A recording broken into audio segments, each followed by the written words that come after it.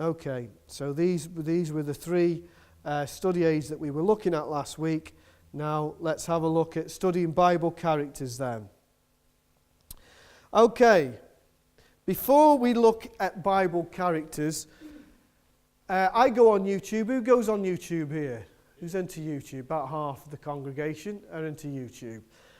When on my links, what kept coming up very often was something called the Appalachian Trail. The Appalachian Trail, which is in America, and it's 2,158 miles long. And this kept coming up in my news feed. And so I thought, I need to have a look at this Appalachian Trail. And I clicked on it, and there was an American guy on there, and the title was, Why the Appalachian Trail Has Changed My Life Forever. I thought, that sounds interesting. So I went on, and he basically said, be prepared if you take on this challenge, the Appalachian Trail, which is 6 months.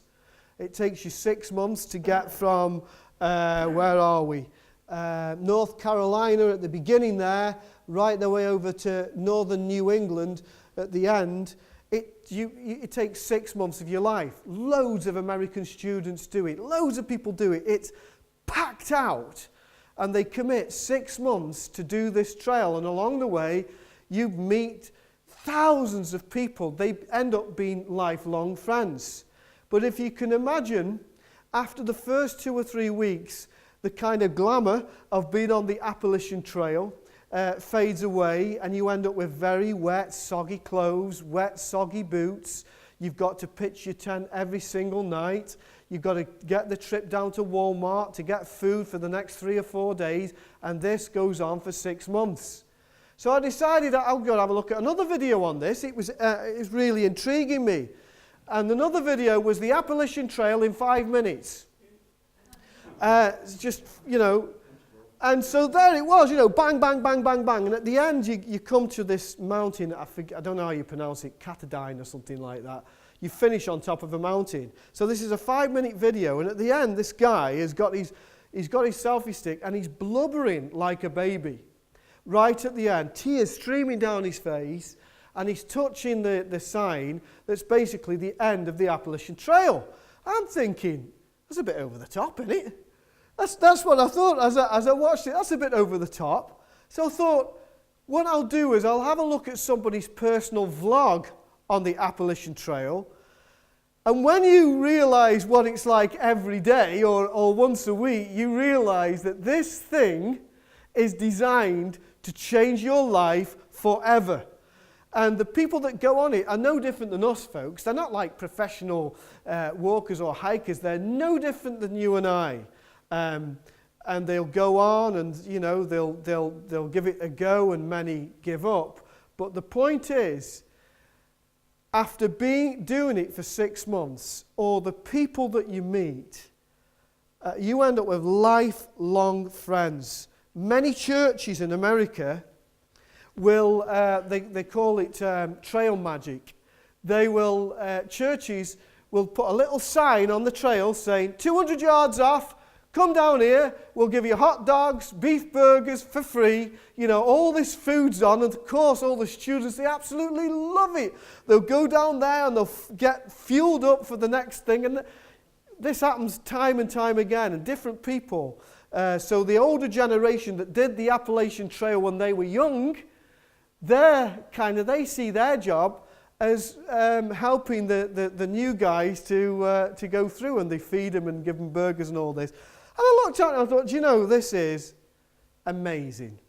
The camaraderie, the sense of togetherness is absolutely amazing. They all end up carrying injuries. They're all helping one another along this trail. And all of them, when they reach the end, they're weeping. Because it's taken them 6 months. And they've gone through 2.5 seasons. And it ends in the snow. So the last 100 miles, there's no shops, nothing. You have to pack enough food for 100 miles. And I say that the people that do it are no different than you and I.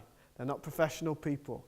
But every single person that does this trail says it has changed their character forever. Forever. when you're studying Bible characters, you're studying people that have been on a trail, they've been on a journey. And that journey changes lives. You're on a journey, I'm on a journey, and the journey that we're on changes our lives. And there'll come a point where we'll get to the end of that journey too. And I hope when we get through to heaven, we'll be able to look back and say, that life through God has changed me. I am a different person than I was, 30 years ago or whatever. I'll show you some pictures of what you can expect on the Appalachian Trail. Here's a guy at the start. Can you see he's got quite a lot of weight on him? Now they tell men particularly, I don't know why, I don't understand the biological implications, but they tell men to store up on fat before they go on it, particularly because the men lose weight more than the women. I don't know why, but that's the case. And you can see, look at that guy there. He's stick thin, isn't he? Here's another guy. Look at this guy here. Yeah, it's a life changer, folks.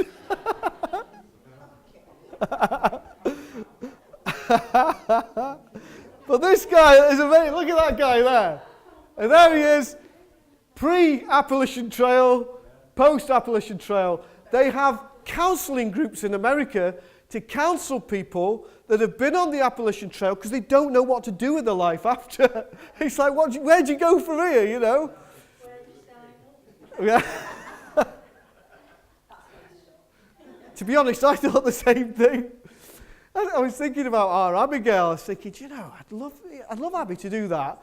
And she phones me up today. I've got a job for summer, Dad. I'm spending 6 weeks in Spain working on a kids camp. Amazing. But their life is designed to change our character. And so character studies in the Bible, you're looking at how people change. That's what you're looking at. So I'm only going to look very briefly tonight, but I'm going to look at Job. I was going to do one of the disciples, but I've gone for Job. So you look at the book of Job, and he's a very interesting character. But you find that when you're studying Job, you're actually learning more about God's character than you are Job's in some ways. So character studies very much point us to the Lord. Of course, when God finally speaks to Job, he tells him to brace himself. It's like, hold on to something rigid. I'm about to speak to you. And then he says to him, where were you when I laid the foundations of the earth? What a question to ask a guy that had suffered so terribly. What a question. Not, are you all right, mate? Do you need anything? Can I help you anyway? No. Where were you? Dear me. Bit of background on Job. It is the book that bears witness to the Ice Age. It's the oldest book in the Bible. It's the first book that was written. It was written around about the time of Abraham, so when Abraham was called. And there are more references to ice and snow in Job than there are in any other book. So when you see all the scars of the Ice Age, and we do see it, we see it all around us, the book of Job bears witness to the fact that there was an Ice Age. So, Job chapter 1 then, I'm going to go through this pretty quick because we're going to split up into groups. But, of course, Job 1 tells us that there's this man called Job who is about as perfect a man as you're going to get without being Christ himself. So we've all sinned and we've all fallen short of the glory of God, but the kind of sins that Job commits or Job committed would be very, very nominal. Very nominal. Maybe thoughts in his head. We know we've all sinned, right? But Job rose up early in the morning. Imagine this, folks. He rose up early in the morning to make sacrifices for his sons and his daughters, just in case they thought something wrong about God. So there he would be, because they were a very wealthy family. And all the kids had their own houses and their own land with the houses, and they had parties. And Job rose up early in the morning to make a sacrifice to all of his kids, just in case a thought went through the mind that was wrong. So he was an amazing person. And of course, we read in Job chapter 1 that Satan, along with the other angels, has access to the throne room. Now that's really not the best way of looking at that. It isn't the fact that Satan had access into the throne room, it's the fact that God demanded that he had to present himself. Do you understand? Satan is subject to Jesus Christ. So God demands that he comes into his presence and tells him what he's been doing. But then you get this, have you considered my servant Job? Now, of course, God is omnipotent and he's omnipresent, and he knew full well that Satan had been hovering around this iconic man for quite some time. So when he said, have you considered my servant Job, it's because he had been considering. There is not one on earth like him. He is blameless, he's upright, he's a man who fears God and shuns evil. And Satan replies, does Job fear God for nothing? Big mistake. Big mistake. You see, Satan thinks about Job, you take away his riches and he'll curse you. Well, actually, as we find out through the New Testament, it's riches very often that make us curse God. So if in your riches you are obedient, you're going to be more obedient when you haven't got them. You go through your Old Testament, it's always prosperity that causes people to backslide. So in Job 1, we've got the introduction. So we see the greatness of Job. We see Satan's questions Job's faith. Job loses his property and his children.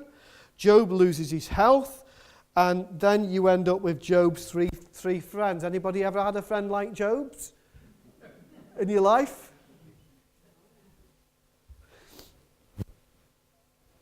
So we always look at the big picture first. What is the big picture of Job? The big picture of Job is this. There is blessing through suffering.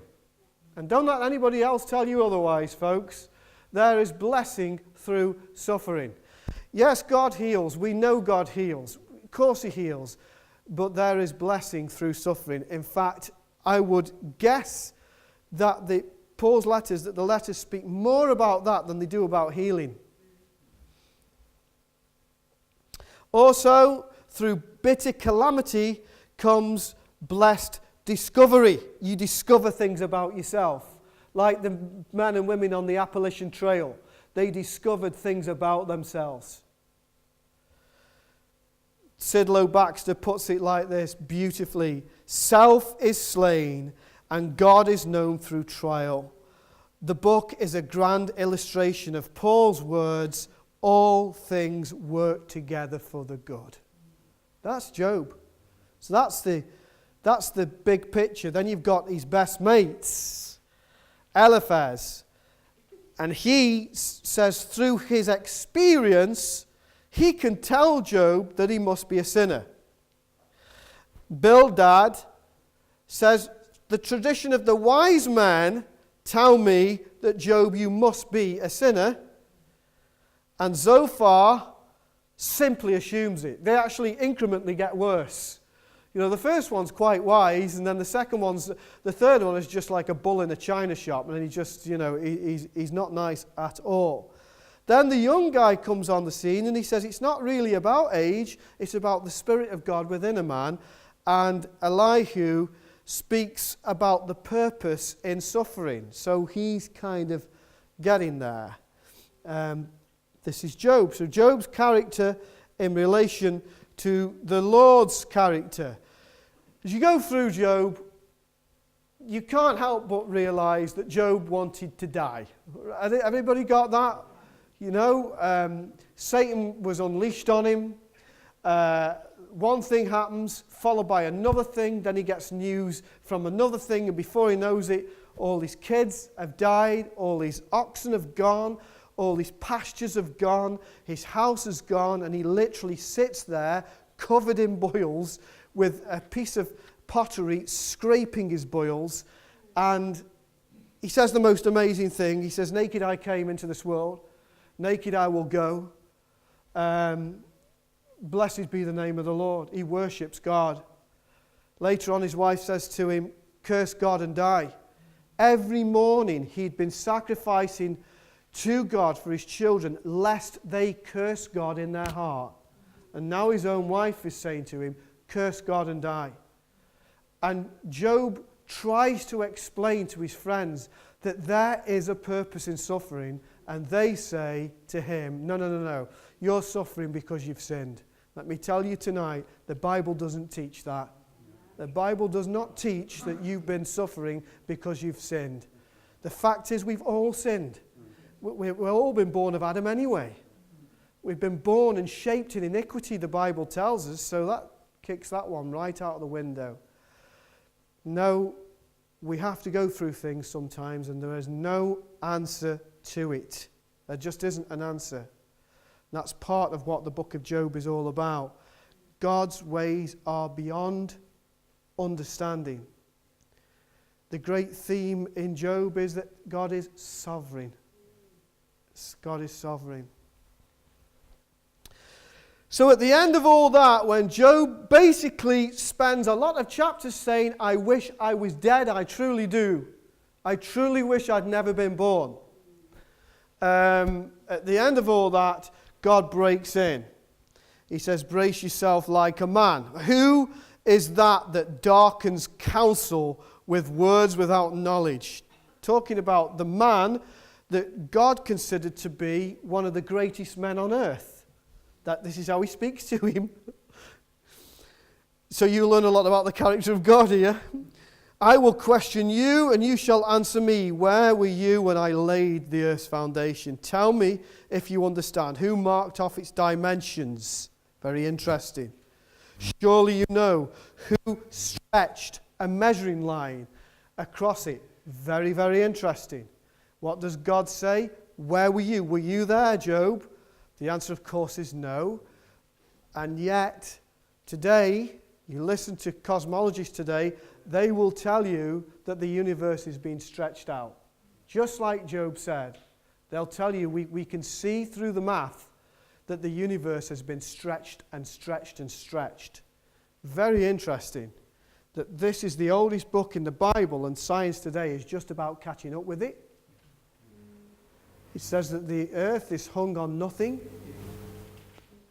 They had no understanding of that. But Job says the earth is hung on nothing. Amazing book of wisdom. This is the Big Bang model that we use today. And according to this inflation model, it's expanding. It's stretching and stretching and stretching and stretching and stretching in every direction. And God said to Job, brace yourself. Were you there when I stretched out the heavens? Very interesting. So in studying the character of Job, we begin to see more of God's own character, don't we? And that's what it's like whenever you do a character study. And at the end you see Job in his most majestic, if you like. We see God on him. And the Lord restored Job's losses when he prayed for his friends. Imagine that. That's incredible. This man, even though he committed no sin to deserve what happened to him, he prays for those men that clearly were gloating a little bit in his suffering. And when he prayed for them, God restored it all back. Amazing lesson in that. But this shows the caliber, does it not, of Job. So we must always pray for our enemies, folks. We must always pray for those that don't like us or don't love us or maybe even want to kill you.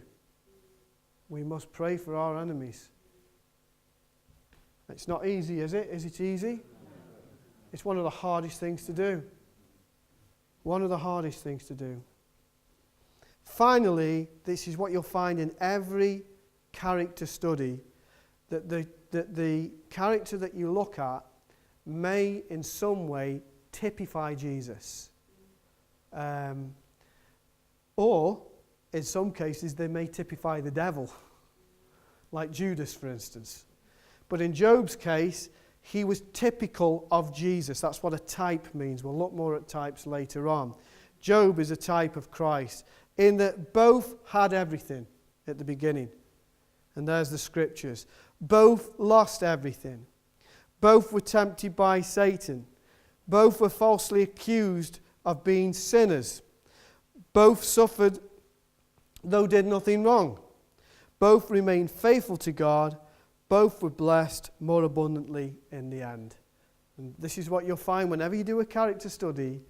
You'll see there's a bigger picture going on than just that person that you're looking at. I'm not going to say any more because I know that Maureen and Ray have got a lot to go through. So we're going to split up into two groups.